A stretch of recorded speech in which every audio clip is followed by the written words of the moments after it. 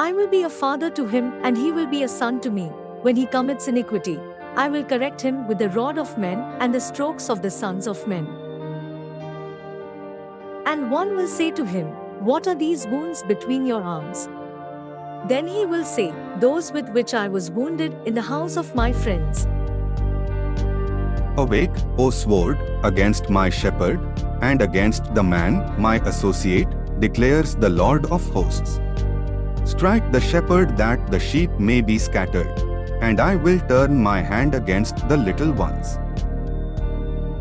They divide my garments among them, and for my clothing they cast lots. Into your hand I commit my spirit, you have ransomed me, O Lord, God of truth. It will come about in that day, declares the Lord God, that I will make the sun go down at noon and make the earth dark in broad daylight. For he grew up before him like a tender shoot, and like a root out of parched ground. He has no stately form or majesty that we should look upon him, nor appearance that we should be attracted to him. He was despised and forsaken of men, a man of sorrows and acquainted with grief, and like one from whom men hide their face he was despised, and we did not esteem him. Surely our griefs he himself bore, and our sorrows he carried, yet we ourselves esteemed him stricken, smitten of God, and afflicted. But he was pierced through for our transgressions, he was crushed for our iniquities, the chastening for our well-being fell upon him, and by his scourging we are healed.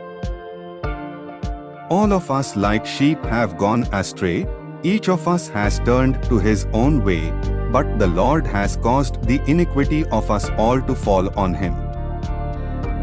He was oppressed and he was afflicted, yet he did not open his mouth, like a lamb that is led to slaughter, and like a sheep that is silent before its shearers, so he did not open his mouth. By oppression and judgment he was taken away, and as for his generation, who considered that he was cut off out of the land of the living for the transgression of his grave was assigned with wicked men, yet he was with a rich man in his death, because he had done no violence, nor was there any deceit in his mouth. But the Lord was pleased to crush him, putting him to grief. If he would render himself as a guilt offering, he will see his offspring, he will prolong his days, and the good pleasure of the Lord will prosper in his hand.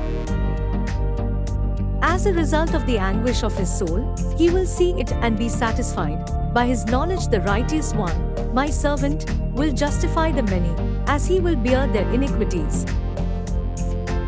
Therefore, I will allot him a portion with the great, and he will divide the booty with the strong, because he poured out himself to death, and was numbered with the transgressors, yet he himself bore the sin of many, and interceded for the transgressors.